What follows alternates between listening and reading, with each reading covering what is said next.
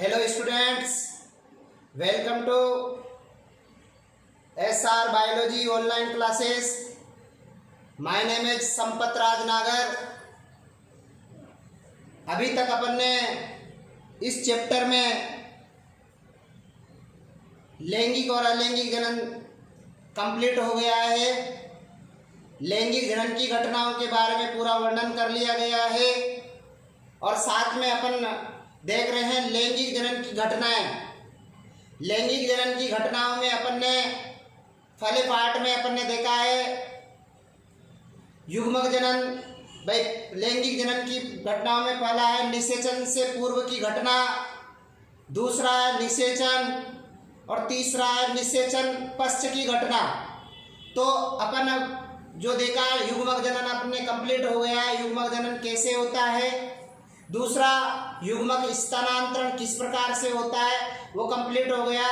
उसके बाद जीवों में किस प्रकार से उनमें द्विलिंगी, किस प्रकार से उनमें गुणसूत्र बन रहे हैं, किस प्रकार से युग्मक स्थानांतरण हो रहा है, किस प्रकार से उनमें अर्धसूत्री विभाजन हो रहा है। और लैंगिक जनन के दौरान कौन कौन सा किस प्रकार का अर्धसूत्री विभाजन होता है। तो अपन ने अर्धसूत्री विभाजन के भी 3 प्रकार देख लिए। जाइगोटिक मियोसिस देखा, सेकंड स्पोरिक मियोसिस देखा, थर्ड इज अपन ने देखा गेमेटिक मियोसिस।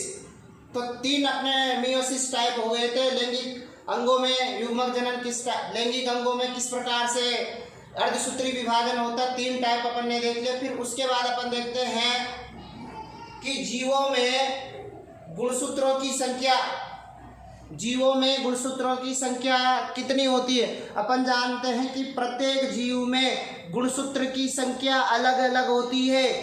प्रत्येक जीव में गुणसूत्रों की संख्या क्या होती है, अलग अलग होती है। कुछ जीव में गुणसूत्रों की संख्या 2 होती है, कुछ जीव में गुणसूत्रों की संख्या 1260 होती है, कुछ जीवों में गुणसूत्रों की संख्या 380 होती है, कुछ जीवों में गुणसूत्रों की संख्या 2 ही होती है, कुछ जीवों में गुणसूत्रों की संख्या 1600 होती है। इस प्रकार से प्रत्येक जीव में गुणसूत्रों की संख्या अलग अलग होती है।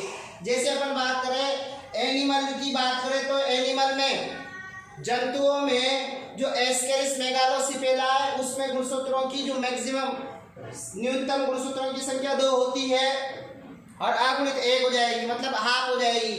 मानव में गुणसूत्रों की संख्या 46 होती है और आधी 23 हो जाएगी। उसके बाद घरेलू मक्खी में 12 होगी, चूहा में 42 होगी, कुत्ता में 78 होगी, बिल्ली में 38 होगी, फल मिक्की में 8 होगी, तितली में 380 होगी, ओलोकेंथा लार्वा में 1600 अधिकतम गुणसूत्रों की संख्या पाई जाती है। तो आप कह सकते हो कि जंतुओं में अधिकतम गुणसूत्रों की संख्या, जंतुओं में अधिकतम गुणसूत्रों की संख्या 1600 होती है और न्यूनतम गुणसूत्रों की संख्या 8 होती है। उसी प्रकार से पादपों में हेप्लोपेपस ग्रेसिलिस में सबसे कम गुणसूत्रों की संख्या 4 होती है। ओपियोग्लोसम रेटिकुलेटम में गुणसूत्रों की संख्या 1260 होती है। सेब में 34 होती है, चावल में 24 होती है, मक्का में 20 होती है, आलू में 48 होती है, प्याज में 32 होती है, बंद गोभी में 18 होती है, पपीता में 18 होती है, यूकेलिप्टिस में 22 होती है, कपास में 52 होती है, टमाटर में 24 होती है, सूर्यमुखी में 34 होती है, तंबाकू में 48 होती है, मटर में 14 होती है, मूली में 18 होती है, गन्ना में 80 होती है और गेहूं में 42 होती है। इस प्रकार से जो भी अपन ने गुणसूत्रों की संख्या देखी है, अभी भी जो भी अपन ने गुणसूत्रों की संख्या देखी वो काय कोशिकाओं में 2n संख्या देखी है। यदि इन संख्याओं का अपन हाफ कर दिया जाए, इन संख्याओं में गुणसूत्रों की संख्या क्या कर दी जाए, हाफ कर दी जाए, तो गुणसूत्रों की संख्या क्या हो जाएगी, आधी हो जाएगी। और आधी गुणसूत्रों की संख्या हमेशा अगुणित युग्मकों में पाई जाएगी। इस प्रकार से प्रत्येक जीव में गुणसूत्रों की संख्या क्या होती है, अलग अलग होती है।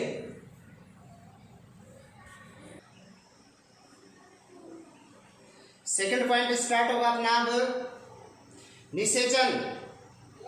निषेचन के बारे में अपन ने निषेचन पहले अपन ने बोल दिया था कि निषेचन नर युग्मक और मादा युग्मक के संलयन को बोला जाता है। ध्यान में रखना, निषेचन के बारे में अरस्तु ने भी बताया, निषेचन के बारे में एस.जी. नवास्चन ने भी बताया, निषेचन के बारे में स्ट्रासबर्गर ने भी बताया, और निषेचन के बारे में जी न्यूपोर्ट, ओ हर्टविग और फोल ने भी बताया। अपन यहाँ पर जो निषेचन देख रहे हैं कि इसे ओ हर्टविग, जी न्यूपोर्ट वो फोल ने बताया, और इनके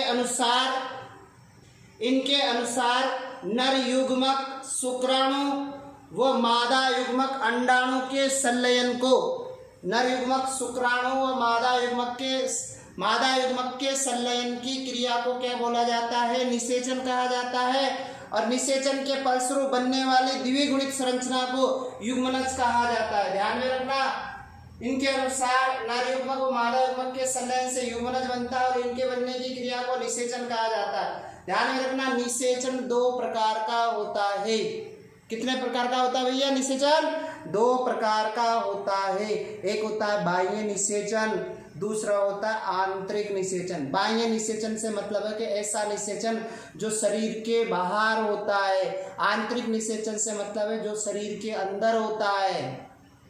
ध्यान में रखना, बाहरी निषेचन में शुक्राणु व अंडाणु को दोनों का बाहर संलयन होता है, दोनों को माध्यम में जल के रूप में मुक्त किया जाता है। यहाँ पर जो जीव बनेंगे वो अधिक संख्या में बनेंगे और साथ साथ में मरने की संभावना भी ज़्यादा होती है, क्योंकि शिकारी जंतु खा जाते हैं। संतानों की जीवित रहने की संभावना कम रहती है, वहाँ पर जीवित रहने की संभावना ज़्यादा रहती है, क्योंकि उस ध्यान में रखना जो आंतरिक निषेचन होता है, आंतरिक निषेचन में शुक्राणु व अंडाणु का संलयन मादा के शरीर के अंदर होता है। शुक्राणु व अंडाणु का संलयन मादा के शरीर के अंदर होता है, इस वजह से जीवित रहने की संभावना ज़्यादा होती है। संलयन मादा के जो अंतःदैहिक द्रव्य होता है उसमें होता है, उसमें माध्यम के रूप में अंतःदैहिक द्रव्य आवश्यक होता है। इस प्रकार से निषेचन में अंतर होता है। क्या होता है? बाह्य निषेचन में शुक्राणु व अंडाणु का संलयन मादा प्राणी के शरीर के बाहर होता है। शुक्राणु व अंडाणु का संलयन मादा प्राणी के शरीर के बाहर होता है।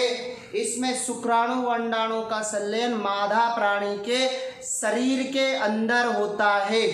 सेकंड पॉइंट है, इसमें माध्यम के रूप में जल आवश्यक होता है और उसमें माध्यम के रूप में अंतःदैहिक द्रव्य आवश्यक होता है। इसमें शुक्राणु और अंडाणु को दोनों ही माध्यम में मुक्त किया जाता है और वहां पर शुक्राणु को केवल माध्यम में मुक्त किया जाता है, अंडाणु को माध्यम में मुक्त नहीं किया जाता है, क्योंकि शुक्राणु ही अंदर प्रवेश करेगा फिर वहां जाकर के संलयन करेगा। दूसरी कंडीशन है, इसमें शुक्राणु को जल में मुक्त करना स्खलन कहलाता है और इसमें शुक्राणु को मादा के शरीर के अंदर मुक्त करना, इसमें शुक्राणु को मादा के शरीर के अंदर मुक्त करना वीर्य सेचन कहलाता है। ध्यान में रखना, बाह्य जो निषेचन होता है उसमें संतानें अधिक संख्या में बनती हैं, इसमें संतानें सीमित संख्या में बनती है, इसमें संतानों के जीवित रहने की संभावना कम रहती है। क्यों रहती है संभावना? क्योंकि शिकारी जंतु उन्हें खा जाते हैं। इधर क्या होता है, इसमें संतानों के जीवित रहने की संभावना क्या होती है? अधिक रहती है, क्योंकि वे शरीर के अंदर सुरक्षित रहते हैं।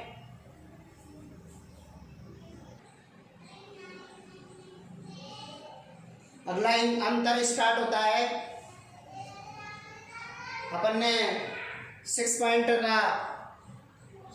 के देख लिए थे,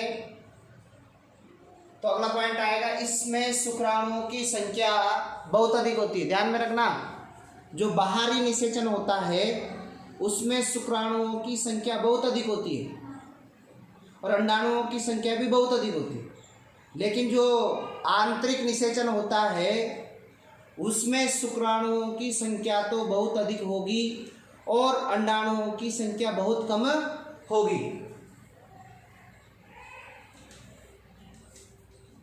उसके बाद जो एग्जाम्पल आएंगे, मछली, मेंढक, अकशेरुकी जंतु, शैवाल व बाहरी निषेचन के एग्जाम्पल के उदाहरण रहेंगे। आंतरिक निषेचन में उदाहरण आएंगे, रेप्टिलिया हो जाएगा, मेमेलिया हो जाएगा, पक्षी हो जाएंगे, ब्रायोफाइटा के सदस्य हो जाएंगे, टेरिडोफाइटा के सदस्य हो जाएंगे, जिम्नोस्पर्म के सदस्य हो जाएंगे, एंजियोस्पर्म के सदस्य हो जाएंगे।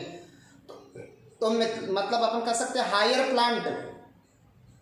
प्लांट में क्या होता है, आंतरिक निषेचन होता है, और जो लोअर प्लांट होते हैं, लोअर ऑर्गेनिज्म होते हैं, उनमें बाह्य निषेचन होता है। उसके बाद निषेचन का महत्व क्या हुआ, निषेचन होता है उस टाइम पर नर युग्मक और मादा युग्मक आपस में संलयन करते हैं, युग्मनज बनाते हैं। लेकिन ध्यान में रखना, संलयन के दौरान जो शुक्राणु होता है उसमें दो प्रकार के तारक केंद्र पाया जाता है। एक तो समीपस्थ तारक केंद्र पाया जाता है और दूसरा दूरस्थ तारक केंद्र पाया जाता है। लेकिन जब उनमें संलयन होता है, नर युग्मक और मादा युग्मक में संलयन होता है, तो क्या होता है, तो जो दूरस्थ तारक केंद्र होता है वो तो पूंछ के साथ बाहर रह जाता है, लेकिन जब संलयन के दौरान समीपस्थ तारक केंद्र अंडाणु में प्रवेश कर जाता है। तो संलयन के दौरान जैसे नर युग्मक और मादा युग्मक का संलयन हो जाएगा, संलयन के होते ही क्या होगा, युग्मनज जैसे बन जाएगा, बनते ही क्या होगा, जो तारक केंद्र रहेगा वो युग्मनज में विदलन की प्रक्रिया को प्रारंभ करेगा। विदलन एक प्रकार का समसूत्री विभाजन है। आप कह सकते हैं युग्मनज में होने वाले समसूत्री विभाजन को विदलन कहा जाता है। तो अपन देखते हैं, निषेचन में नर युग्मक और मादा युग्मक के संलयन से युग्मनज बनता है, और निषेचन के द्वारा समीपस्थ तारक केंद्र युग्मनज में प्रवेश करता है और युग्मनज में विदलन को प्रेरित करता है, विदलन क्रिया को प्रारंभ करता है। दूसरा पॉइंट है, निषेचन क्रिया द्वारा भ्रूण का अक्ष भी बनता है। अगला घटना आती है, निषेचन क्रिया द्वारा पुनः द्विगुणित अवस्था स्थापित होती है। ध्यान में रखना कि जैसे ही युग्मक बनते हैं तो अगुणित होते हैं, जैसे ही उनमें संलयन होता है, संलयन के बाद उनमें वापस द्विगुणित अवस्था स्थापित हो जाती है। तो इस प्रकार से अपना निषेचन वाला पार्ट कंप्लीट हुआ। उसके बाद तीसरा पॉइंट चलता है अपना निषेचन पश्च की घटना, पोस्ट फर्टिलाइजेशन इवेंट। तो फर्स्ट पॉइंट आएगा युग्मनज और दूसरा पॉइंट आएगा भ्रूणोद्भव। युग्मनज आप समझ रहे हो कि युग्मनज कैसे बनता है, दोनों में संलयन होता है, तो संलयन के फलस्वरूप द्विगुणित अवस्था जो बनती है उसको युग्मनज कहा जाता है, और युग्मनज का जो विकास होता है उसको भ्रूणोद्भव कहा जाता है।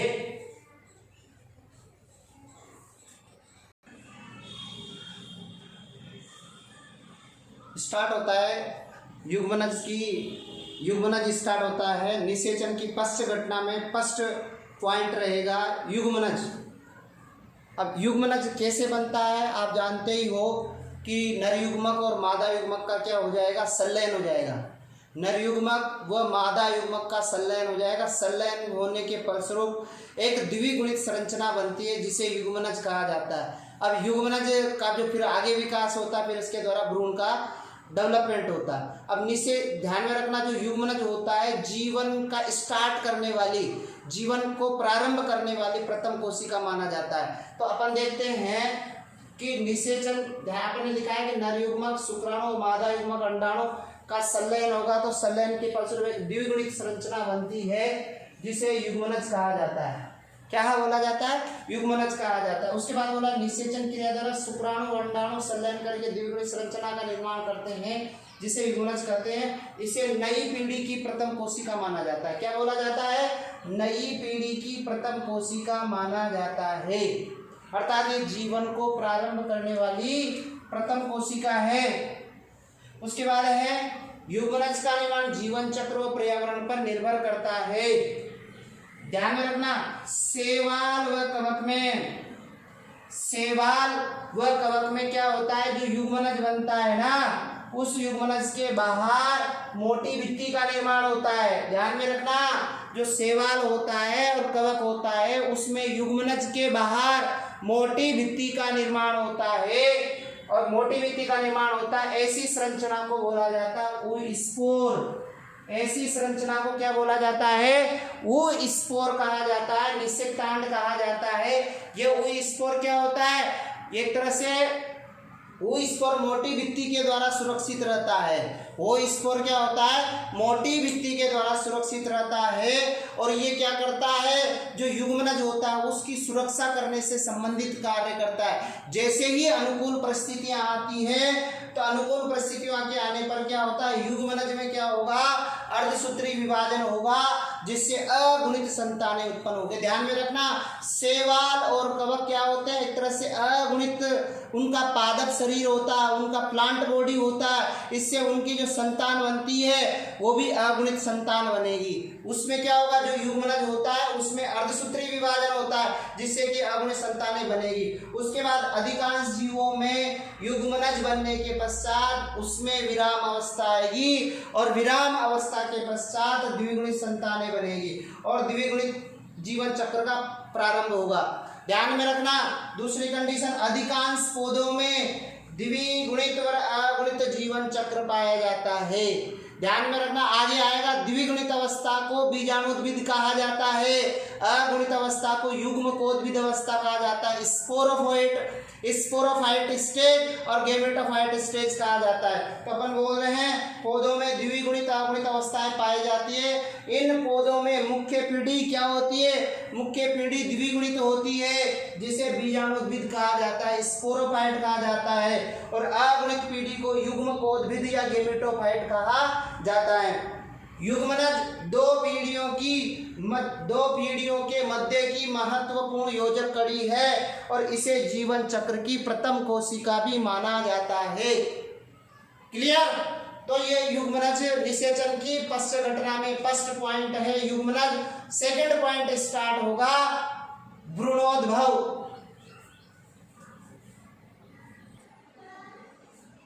सेकंड पॉइंट इज भ्रूणोद्भव। भ्रूणोद्भव में क्या होगा? जैसे निषेचन हो जाएगा, निषेचन के फलस्वरूप युग्मनज बन जाएगा, युग्मनज से भ्रूण का विकास होगा। अब भ्रूण में क्या क्या परिवर्तन होता है वो देखते हैं। निषेचन की पश्च घटना, निषेचन की पश्च की जो महत्वपूर्ण घटना है, इसमें युग्मनज से भ्रूण बनता है, इसलिए इसको भ्रूणोद्भव कहा जाता है। अपने अंतर लिखाया था, वहां पर लिखा था भ्रूणोद्भव से बनने वाली संतान ऊजोइड कहलाती है। भ्रूणोद्भव में क्या होता है? बार बार भ्रूणोद्भव में क्या होता है? युग्मनज का विकास। भ्रूणोद्भव में क्या होता है? युग्मनज का विकास होता है, विभेदीकरण की क्रिया होती है, मतलब उसके शरीर के अंगों का विभेदीकरण होगा, कौन सा क्या बनेगा वो पूरा विभेदीकरण दर्शाएगा। और युग्मनज में क्या होगा? बार बार समसूत्री विभाजन होगा, बार बार समसूत्री विभाजन करता है, मतलब विदलन करता है। इसमें उत्तक बनते, अंग बनते, अंग तंत्र बनते हैं। उसके बाद शरीर की बाहरी संरचना व आंतरिक संरचना का क्या होगा? विकास होगा, जिसे मॉर्फोजेनेसिस कहते हैं, मतलब आकारिकी निर्धारित हो जाएगी, किस प्रकार से उसका शरीर बनेगा, उसका रंग रूप पूरा का पूरा डिसाइड हो जाएगा। ये वाला किसमें होता है? जंतुओं में देखने को मिलेगा। पुष्पीय पौधों की बात करें तो पुष्पीय पौधों में जैसे निषेचन हो जाता है, निषेचन के पश्चात तथा भ्रूणोद्भव के समय होने वाले परिवर्तन क्या है? जैसे पुष्प से फल बनता है, निषेचन से पुष्प से फल बनता है, तो पुष्प से फल बनता है, तो उस दौरान निषेचन होता है, तो पुष्प से फल बनता है, तो उसमें क्या क्या परिवर्तन देखने को मिलेगा? पुष्प वृंत तो फल वृंत में कन्वर्ट हो जाएगा, बाएं दलपुंज भी झड़ जाएगा, दलपुंज भी झड़ जाएगा, वर्तिका भी झड़ जाएगी, वर्तिकाग्र भी झड़ जाएगी। अंडाशय भित्ति फल भित्ति में परिवर्तित हो जाएगी, और बीजांड बीज में परिवर्तित हो जाएगा, युग्मनज भ्रूण में परिवर्तित हो जाएगा, संपूर्ण अंडाशय फल में परिवर्तित हो जाएगा। इस प्रकार से पुष्प से फल बनता है, तो उस दौरान ये परिवर्तन देखने को मिलते हैं। इस प्रकार उपरोक्त परिवर्तनों के द्वारा पुष्प फल में रूपांतरित होता है। इस प्रकार से अपना निषेचन और निषेचन से बाद की घटनाएं कंप्लीट हुए, मतलब आप कह सकते हो कि जो परिवर्तन हुए लैंगिक जनन की घटनाएं 3 प्रकार की अपन ने देखी। निषेचन से पहले की घटना, निषेचन से पहले की घटना में अपने युग्मनज भी देखा और युग्मक स्थानांतरण भी देखा। निषेचन आज अपन ने देखा, निषेचन कितने प्रकार का होता है, बाह्य निषेचन और आंतरिक निषेचन। उसके बाद निषेचन पश्च की घटना में अपने युग्मनज का बारे में भी अपन ने देखा और साथ साथ में भ्रूणोद्भव के बारे में अपन ने डिटेल से वर्णन करा।